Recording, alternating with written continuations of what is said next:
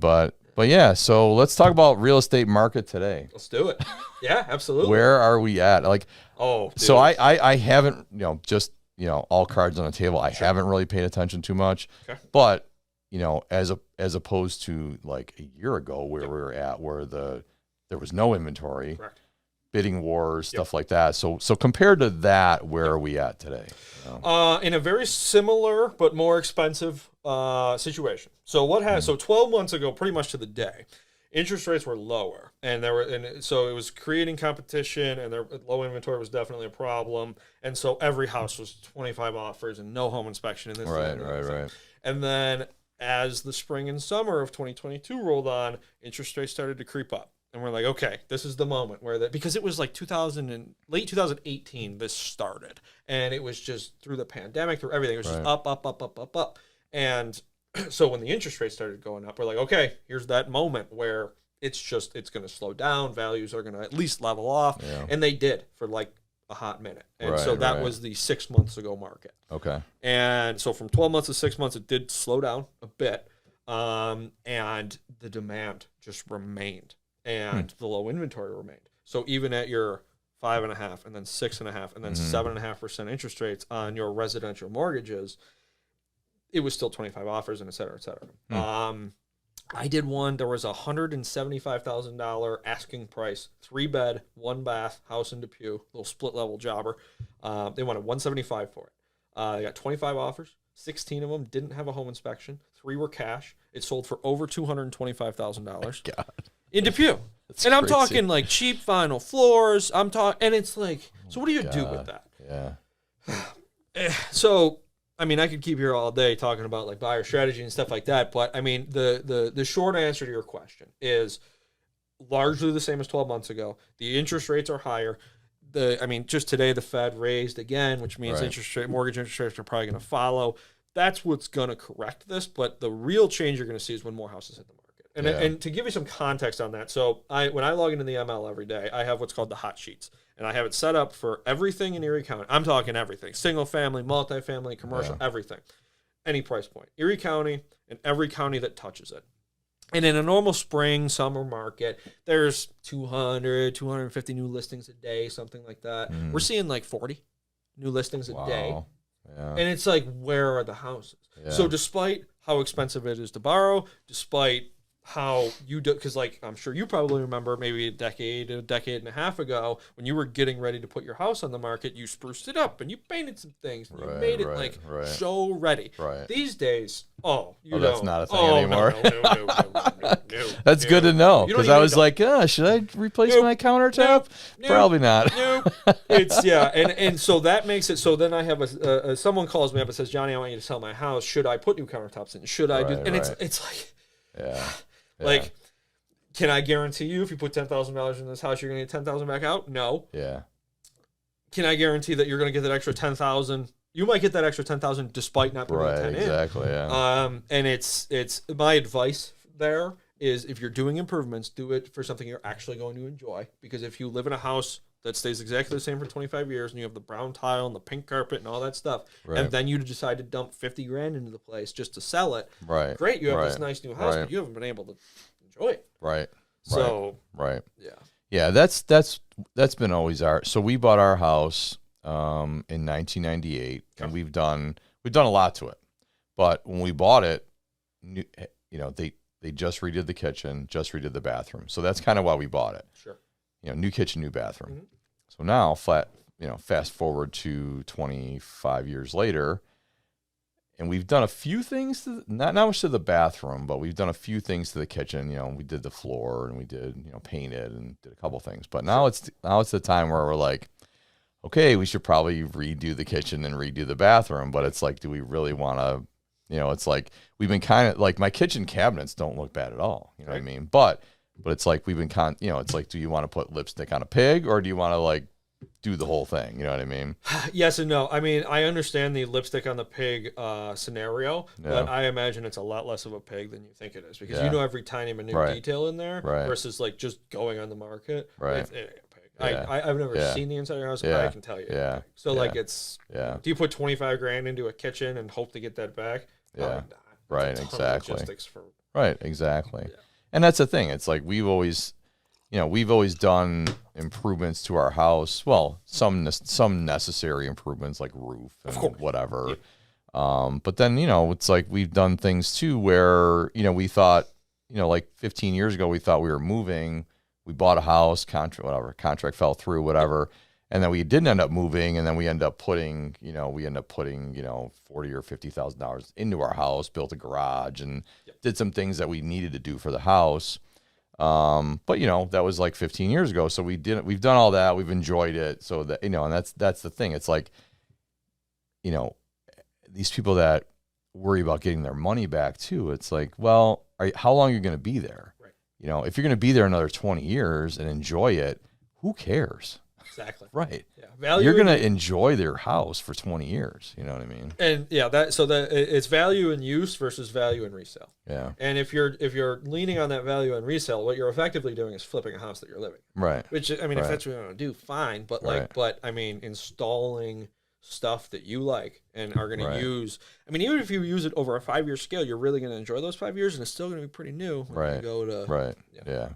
Yeah, that's the struggle that we've always had. It's like we thought about putting an addition on our house. We thought about doing all kinds of stuff, and then but it was always in the back of our head. It's like, okay, we spent $100,000 on an addition or whatever. Right. Are we really getting that money back? And we think about it now. When we were thinking about it back then, yeah, we would have got our money back because it's like now my house. I'll date myself, but it's like we paid $80,000 for our house. Right. You know what I mean? And now it's probably worth $250 or more. Easy. Kenmore's. Right. Everything in Kenmore's worth $250. But the real estate's a long play. There's no question. And you can't, it makes all the sense in the world. People come to me and they're like, this can't be sustainable. This is a bubble. It's like, no. Right. People you get a mortgage of 3%.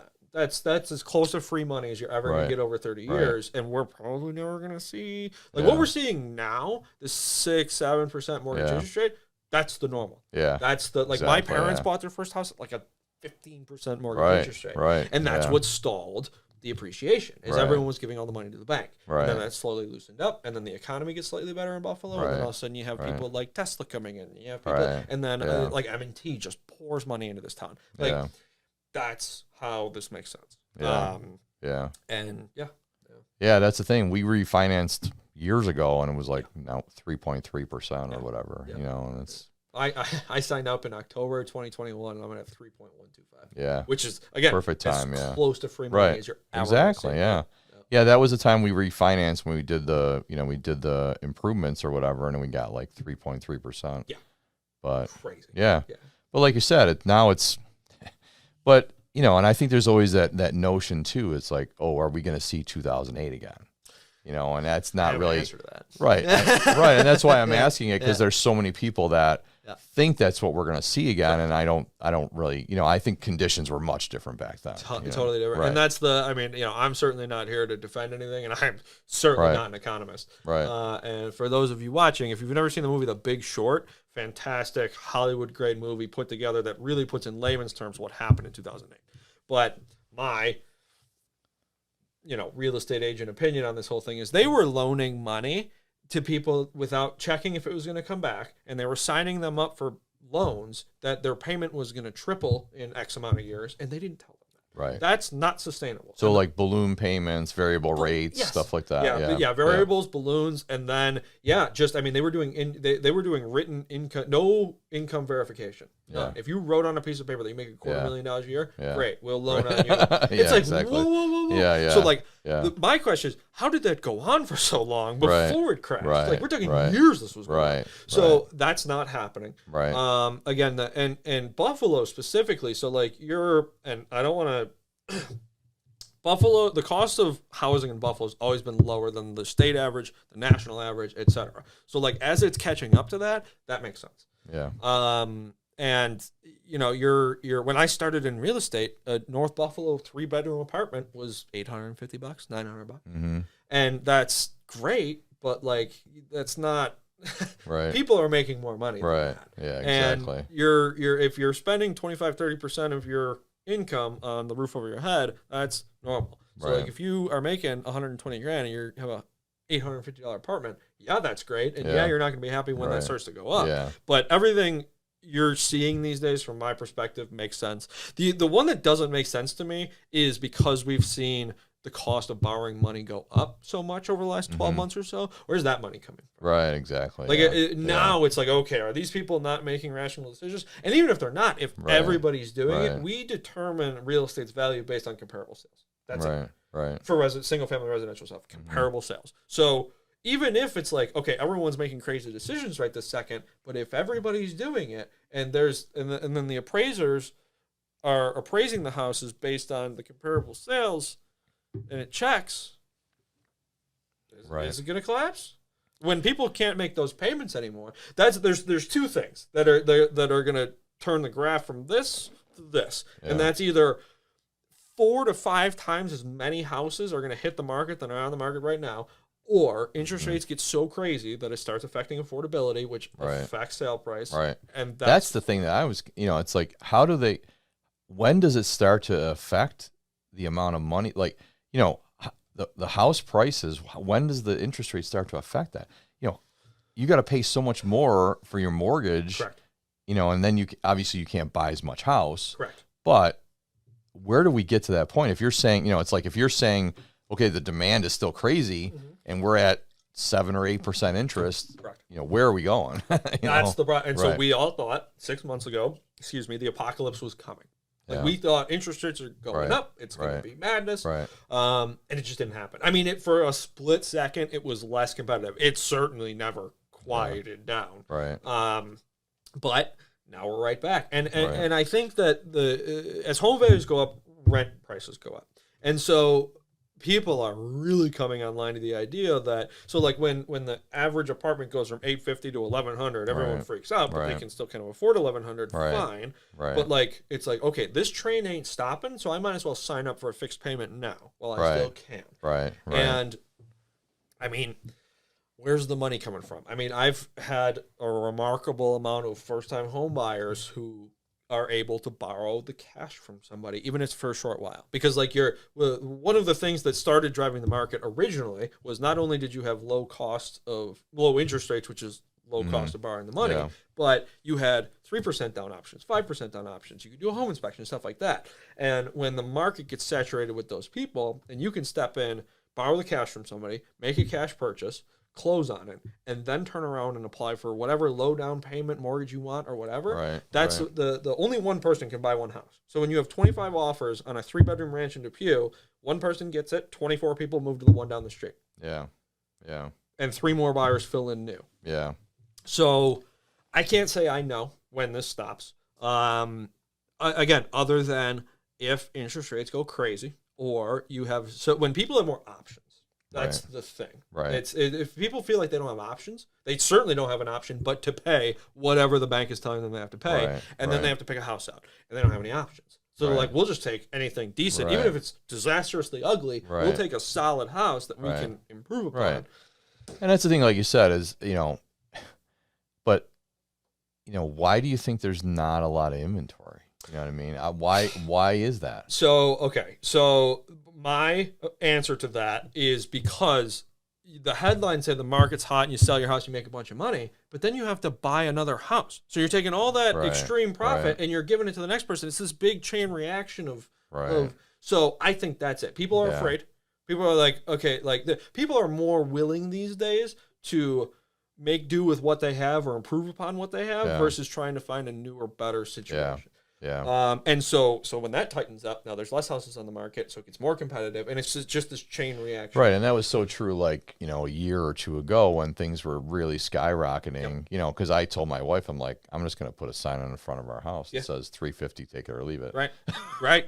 And if we get it, all right, we're going to go we're going to go find somewhere else to live. But that's the thing. It's like, where do you find it? Where are you going? Where do you know find what I mean? one? Yeah. Where are you going to live? So we have a unique circumstance here in the Buffalo area because they are building apartments like crazy. And I'll tell you, with firsthand experience, the newer home buyers coming on the market are way more interested in things being taken care of for them. Right.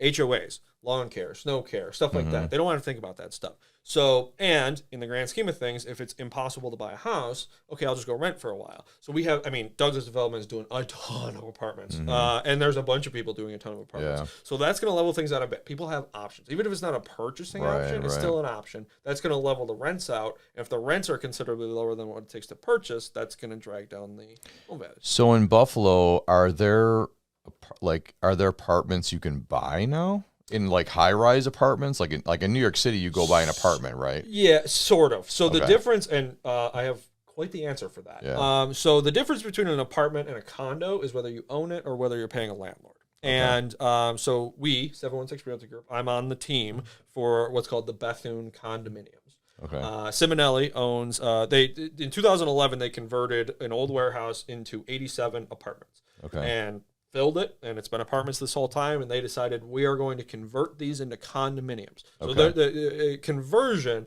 implies that they're going to go in there and do construction. No. There's no construction. There's none of that. They're just changing the ownership status from we own. So they're changing the name, basically, right? Yeah. So we're now tasked with selling 87 condominiums that range between 145 grand and 310 grand to be in North Buffalo. And again, you're locking in that interest rate. So where are those in North Buffalo? Main Street, but the end of Hurdle, if you know where Bennett is, it's immediately next door to Bennett. Oh, really? Yeah. Okay. Yeah. Huh. And so that was, that's been a big project for us. We started that. I mean, really boots on the ground. Could start selling them maybe 4 months ago. We have, I'm not even sure I'm allowed to say this, but 13 of them under contract of the 87, and all of them will be converted. We imagine this takes 18, 24 months. But again, it leans into what a first-time home buyer is really looking for. They're not big spaces, right? But no exterior maintenance. No, I mean, like there's so much benefit to that, right? Right. And like, I don't know, if you drive up and down Elmwood Avenue, it's all ground level storefronts. Yeah. Upper level, nice luxury apartments. That's where this is going. They're converting the Statler into condominiums. Right. I heard a story, I can't verify this, but when they did the Seneca 1 project, there's something like 80 apartments in there or something, and they filled all of them in 60 days just on Instagram. They didn't. There was no ad in the paper. There was no. They filled all those apartments in record time just by saying, "Hey, look what we have available." Yeah. For the first time. So how many apartments are in there? A lot. I mean, I pulled 80 out of my rear end, but it's up there. Wow, that's a lot. Yeah, that is a lot. And and they're actually in the annex part. They're not in the tower. They're in like the lower part. Oh, okay. Yep. There's that many down there. There's that many down there. That's crazy. And before I got my place in Kenmore, we thought about moving into there, and it was $1,350 for what they were calling a studio plus. So it was a studio, but they kind of had like half a room. A microwave? Right, exactly. Nice bathroom. You get a bed and a microwave. Bingo.